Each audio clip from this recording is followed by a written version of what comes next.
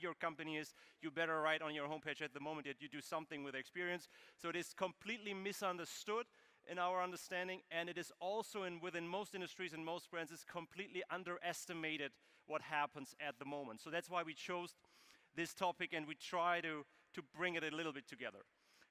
So first we start with 2 views on that. I will do that quickly first, and then Sarah joins into that chapter. I just want to show you this little impression.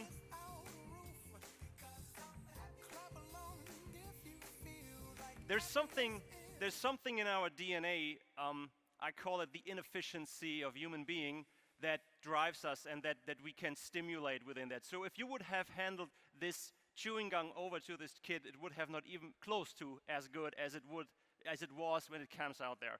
And what we have to understand is that within developed economies and developed countries like ours, we will have to change our view on how marketing and branding has to be done. So most companies, most brands that we know that have been very successful in the past, built their success and their legacy on a specific behavior of society, which was mainly driven by the accumulation of wealth, and status was mainly been represented by property. So I know from my parents, and maybe you also know a lot of people who said, you know, when I turn 65, then life will be great because the house is paid, the kids moved out, I don't have to work anymore, and then the heart attack reaches you with 68. So I think that's a pretty unfair deal, and I do understand why most generations nowadays are not willing to attend that plan for their specific life. So what we have to understand within developed countries, that we are already crossing that border, that frontier from the wealth-driven economy to an experience economy. And I do believe that most people who will die, this generation, then the next generations, when they will die with 85, 95, that's what they will reach by statistics, I strongly believe that they will die and not owning 1 cent. And they said it was a hell of a ride, and I'm so glad it was perfect, okay? So that's what we have to take into consideration if we talk about branding and marketing. And what I'm not talking about, and that is one of the biggest misunderstandings, in German there's a word that is called Einkaufserlebnis. I'm not talking about Einkaufserlebnis. I don't know if you ever had an Einkaufserlebnis. I never had one because that is fake news, okay? There is no Einkaufserlebnis. I'm talking about a multi-dimensional perspective of experience. It has to be unique and unknown. It has to create and enable active participation. It has to be multisensorial, it has to be interconnected, and we have to recontextualize it when it comes to space and time. So that is a very complex thing to do, and if you want to scale that, if you want to manage that on a global scale, that is a specific core competence that brands and companies have to be able to deliver in the future if they want to be successful. Great, thanks, Marc. So let's talk about luxury. Everyone has his own definition of what luxury is. My definition of luxury is actually the freedom of choice. There is a trend forecasting agency in London which is called the Future Laboratory, and I really like the work they have done a couple of years ago, and they're updating this every year. It's called the 5 stages of luxury. These 5 stages talk about individual definitions of luxury, which is kind of an evolution, which doesn't mean that you don't live in many of such. So let's look into it. Stage 1, it's called acquisition and value. This is about products that help you to build status in the old luxury society. We know them, you all know them, they are obvious, they are bold, they are opulent. People show the brand, they like to show the logo, etc. The next stage, the second stage of luxury, is called discernment and worth. Here it's about quality, artisanship, and tradition. So actually, content now becomes more important. So information becomes more important than the product even. People want to understand where does it come from, how is it produced, etc., etc. The next stage is called emotion and experience. Here, actually, the consumer wants to be part of the whole product, which means the emotional impact is what creates the differentiation. The next stage, talking about responsible and aware. Thanks. Responsible and aware, this is about people that care. So they care about responsible consumption. They want to understand how products are produced and how sustainable they are, and this is what then makes the differentiation. Next stage is about intellectual and poetic. So in such stage, this is when people many times have been able to buy every product they could buy. They have their phones, they have their cars, they have their houses, and all of a sudden they recognize they forget about themselves. So I don't need to tell you about this, but I think you all know about this huge demand in yoga retreats, mindful experiences, experiences that actually change your way of thinking about your life and further evolution of your mind and the soul. And all of this summarized are the 5 stages, and what we see clearly is that the 3rd, the 4th, and the 5th stage are all experience-driven.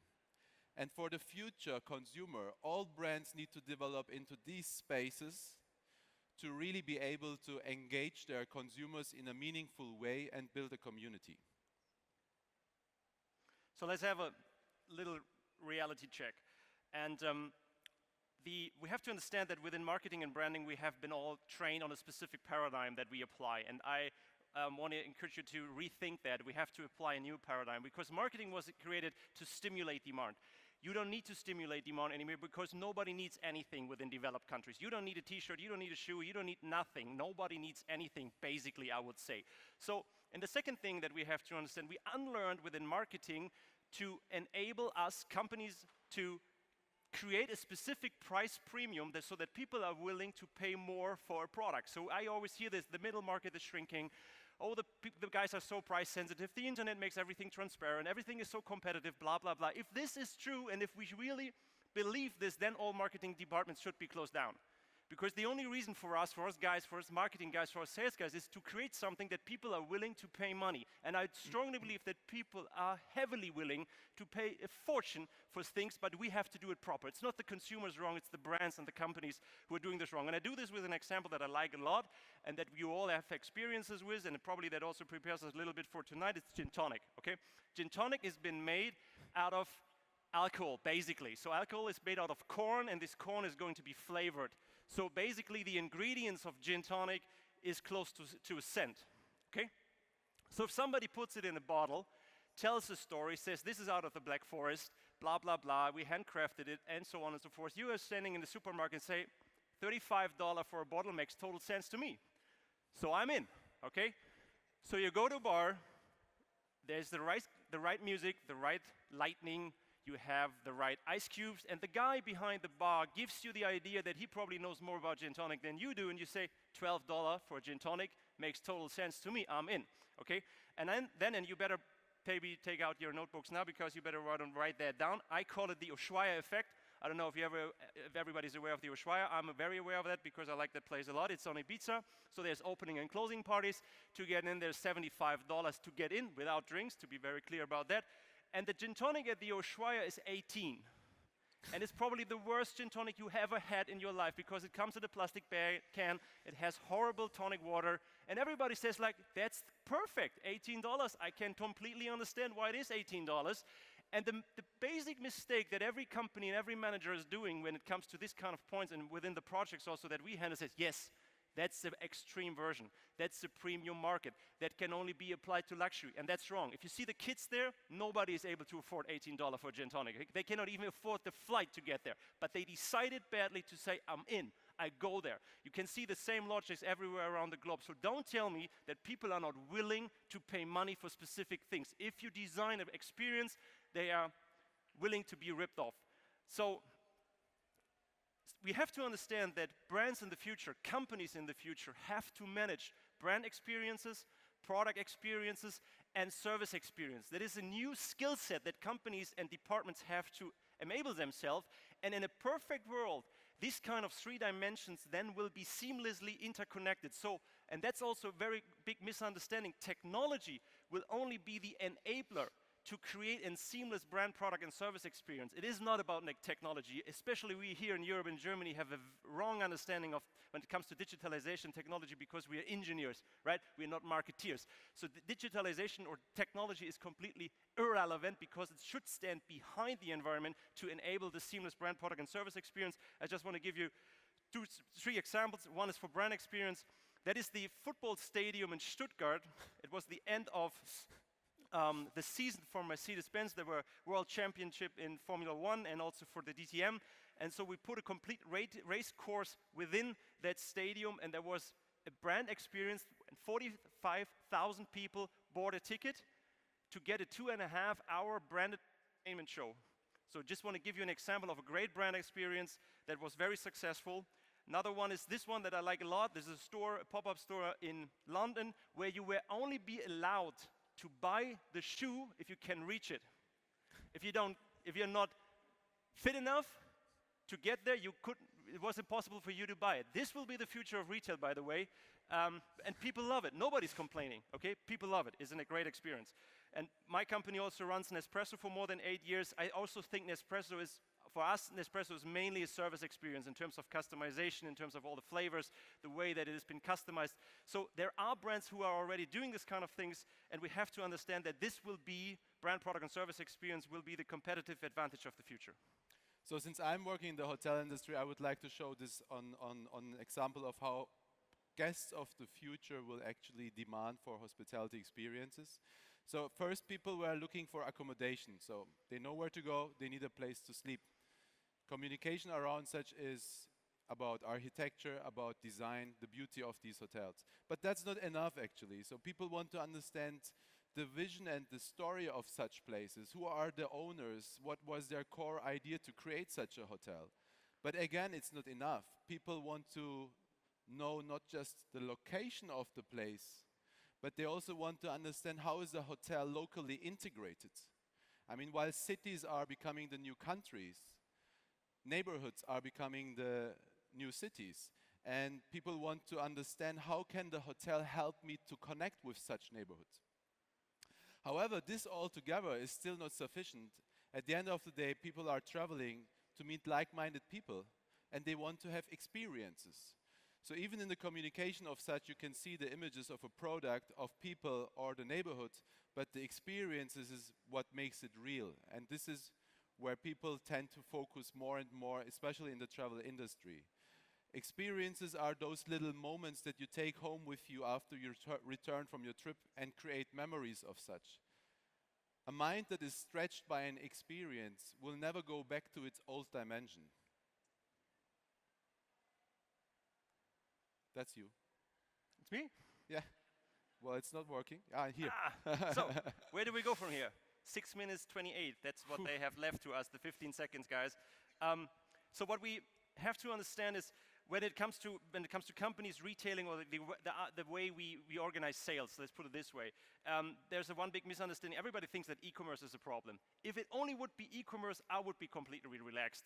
Okay? There's something way bigger coming, and whoever thinks that the worst thing is over, it will start right now when it comes to sales and retail. So if you just take into consideration same-day delivery, droning, 3D printing, Internet of Things, virtual reality, new displays at home, nobody will go to the city and buy anything within 10 to 15 years' time if we don't change our approach, how we sell things or how we do retail. Because as I said, this Einkaufserlebnis is fake news. So we have to understand that buying is over. Fulfillment of demand is over. So we're talking about shopping. We're talking about a fulfillment of desire.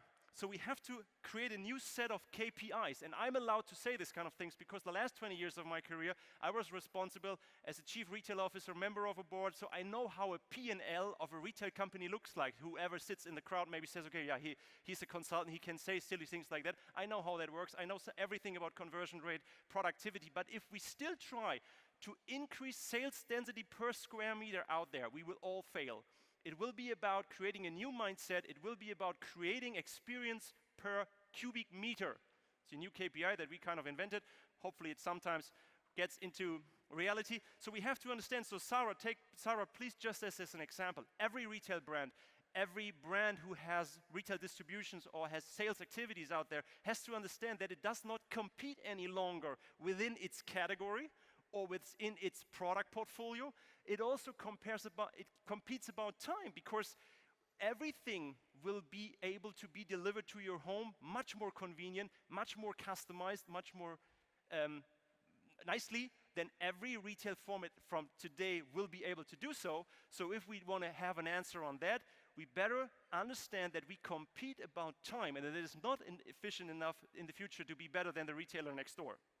So we have to create kind of a new, I would say, point of experience KPI set where we will manage our retail distributions in the future, because otherwise we will, if we stick to the KPIs board or KPI setup that we have, we will take wrong decisions, and we also at the moment completely wrongly allocate our investments. So I have so many people, so many meetings or so many workshops where I have a new idea for something, and then the customer says, or the managers say, Mark, that's a great idea, but I really don't have the 80,000 euros to do this. But it's not in the budget, I'm very sorry. The same guy leaves the room, goes into the next meeting and confirms 12 million euro of media for Q4.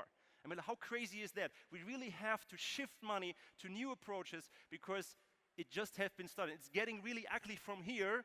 It's just the beginning, as I said. Wow, you made it in time. Yeah. That's my last 3 minutes, right? Right. I have still 10 seconds to start. So what's next in the travel industry? I mean, people are looking for extreme experiences. This is just one example. I don't know if you recognize, but there's a huge demand for farmland experiences. People love to put their hands in soil. They get tears in their eyes. Living in urban destinations, people forgot Mother Earth. And another new big demand that we see is actually shared experiences. I mean, there's a nice saying, which is happiness is only achieved when shared with other people. And we see people are looking to connect with like-minded others, travel together, and share experiences, good or bad. So in the travel industry, usually you know all the main known hotel brands. I don't need to name them, but I'm not sure how many of you know these brands. And these are all new concepts that actually combine work and life and are very community driven. So let us look into an example quickly, which is Rome. Rome is a model that is based on membership. So you can buy a membership and become part of this community, and then you can travel around the world. They have their houses in Ubud, in Bali, in Madrid, in Miami, and many other places. And you always get a room, and you always get a desk where you can work. So in the past, when I was 20, what people did was they took their backpack and went away for 4 weeks, and that was just off-site. What the millennials and younger generations today are doing, actually they take their office, which is just a simple MacBook or laptop, and go to such places and travel for an entire year because they can work from everywhere. So these kind of concepts are growing more and more, and they are all experiential and they're all community driven. The Salt Festival is a great example. It's about sustainability, saving the Arctic region, but it's combined with a lot of activities, music, etc., etc. Another very good example is Summit, but actually I don't need to talk about Summit because something we're experiencing here at 50 Seconds is very similar to what these guys are doing in the US. And I love seeing what's happening here in Graz, and well, I hope you enjoyed our presentation. Gnadenlos rausgemanagt. Ja. Ich bin noch auf Mikro. Not only is it about the experience revolution, but also about the special experience of having your time cut short just before you were getting to the point here at 15 seconds. But you made it, joint effort, great. And we're glad that you are willing to take some questions from the audience. Sure. So maybe to get things started, let me direct one more to you, because it's geared more towards the hospitality side of things. You were saying that the experience becomes more and more vital, and that's something that I realize when I'm traveling. It's not about the sights, it's not about the big things, it's sometimes about really small things that stick in your mind. But that's something deeply individual, so how can kind of the industry provide that or kind of facilitate that at least? Well, I mean, obviously everyone has their own demand and expectations, but experiences are mostly well received when they're surprising. So it shouldn't be planned, it's not on demand actually. You get many things on demand today, but experience is nothing you want to buy on demand. It's something you let yourself fall into, and then you get a surprise, and people want to have new experiences. I mean, Like in the past, people were collecting goods, like I want to have this, I want to have that, I want to this. Now people say, okay, I want to jump from a plane, I want to put my hands in soil, I want to, etc., etc. So they're collecting experience. So I think there is no wrong here. There is enough people that show a demand in that direction, and I mean, businesses should simply provide the best experience they can. Sure. We have a question back there for you guys. Yeah. So you talked both about the brand experiences and the retail experiences. What do you see? Who do you see more responsible for hopping on the new trend? Is it more the brand manufacturers or the retail companies? Well, I think we have to take into consideration that for most industry brands, their retail strategies over the last 10 to 15 years wasn't quite a success. So it always is like, okay, we should do retail, double margin, direct consumer approach, vertical business models, blah, blah, blah. Retail is a tough shit out there, and it's pretty hard to earn money if you do so. Retailing is kind of a specific competency that you have. So I would say, as Bill Gates says it for banking, retailing is essential, but I would say retailers are not essential. So we have to kind of rethink that. So I would say that there will be a lot of approaches from the industry where they probably want to create brand spaces. Yes, I do have some ideas for that, but more importantly, everybody who's in retail today and is really a specialist within its neighborhood, within its city, should offer a space to the industry and says, you know what, we have to understand that probably we will never ever buy anything in physical stores, but you definitely want to go there. So from the sales associate on the floor will be kind of a brand ambassador in the future, and he is not willing to sell you anything because he's not been incentivized anymore. It's not his KPI, but you like to go there because it's great, and you get information, you better understand the product and the brand. So I have a great fantasy for retailers who are nowadays mainly managing their revenue stream about sales productivity, and the future of these retailers will be to get the sponsorship from the industry to offer brand, product, and service experiences that they can do better than the industry brand.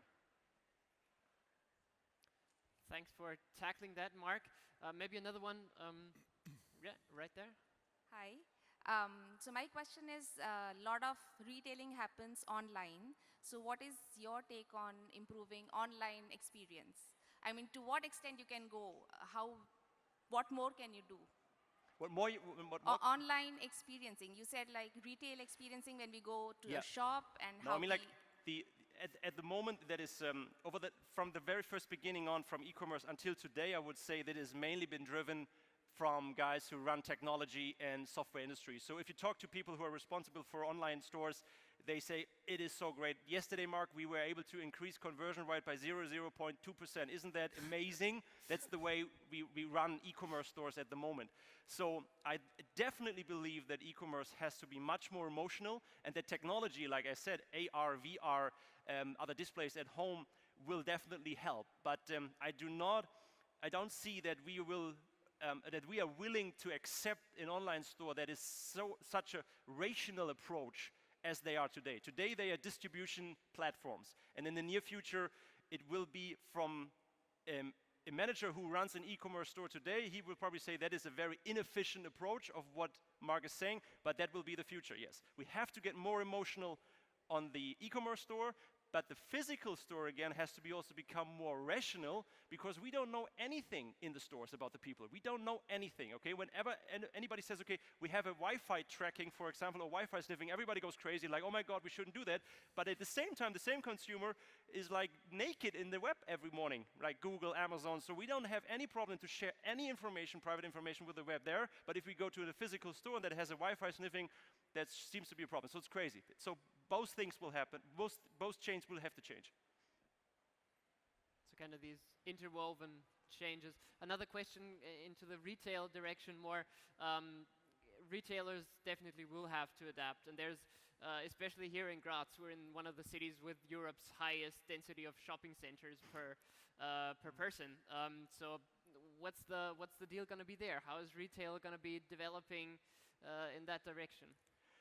Well, the great thing, the legacy of these companies when they're building shopping malls is that all the risk of this shopping malls always has been handed over to the guys who were crazy enough to rent out the space. Right? It's a 10-year contract, no chance to get out, only by 60% of their contracts, then they start to build. So these guys who were building the real estate, this is a pretty cool business model. And the party is over. The party is completely over. The rents will drop per square meter, and we have way too much shopping centers globally. So way too much. A lot of these shopping centers, it's the inconvenient truth, a lot of these shopping centers will not survive. And it starts in the US at the moment. Hundreds of, like 8,000 stores closed down this year. So something is changing now. So there's great potential for shopping malls, don't get me wrong, if they adapt. But there's too much square meter per inhabitant in nearly every country globally. That's a matter of fact. Great, we'll have another question. Do you have an approach for B2B, for example, for an industry? Approach for B2B? Yeah, an approach for B2B, yeah. So what you were saying is clear for B2C, so business to customer. Yeah. But when it comes to business, what do you think is the future there, or the approach for there? I mean, in regarding experiences, etc. I would say it's pretty much the same. But like, for example, I don't believe that we will have this, for example, we will not have this kind of fairs anymore in the future, where I show you how great I am and what I can do, and then you spend a fortune into the booths and you spend a fortune in all that. If you ask me, I would say that all these fairs have to completely change. All these fairs that we know nowadays in the B2B segment will definitely more go towards something like 15 seconds, for example, where more community has been approached, where more content is shared, where more networking is there. So that is, if I would be a B2B brand, and if I would reallocate my investments when it comes to sales, for example, I would definitely change when it comes to fairs. You have these kind of platforms will change, and you have to maybe create also your own ones. And everything in the future will be definitely more we have to create more transparency, more co-shared, more collaboration, and that will also change sales and also relationships to your B2B clients. So I will not talk anymore about clients. I would only talk about partners, from my perspective. Okay, thank you. Okay, great. We'll take one more question. Can you tell us a little bit more about service experience? Because I think this is the most difficult part of it, because it's all get together with human beings, and it's the one thing that where the expectations of are broken, or the experience, because the service is not that that I expect from the video or the photos. Well, I mean, in general, I think it's really important that the service is real. So, I mean, what we all don't like is this fake service. I mean, we don't want any monkeys to be trained to do things because they should do it based on their SOPs. So what we love is people that know about their products, and they do an intuitive service. They give us the information we need in the moment we need it, and they let us just be ourselves when we don't show the interest for such. And I think this is, especially in the hospitality industry, one of the crucial things. It doesn't matter if you serve a plate from the right or the left sides on the table, but it's actually important that you know how the meat is cooked and what ingredients are there, and be able to offer this in a very honest and friendly way. Imagine a store where you join in the morning and everybody who's on the floor does not want to sell anything to you.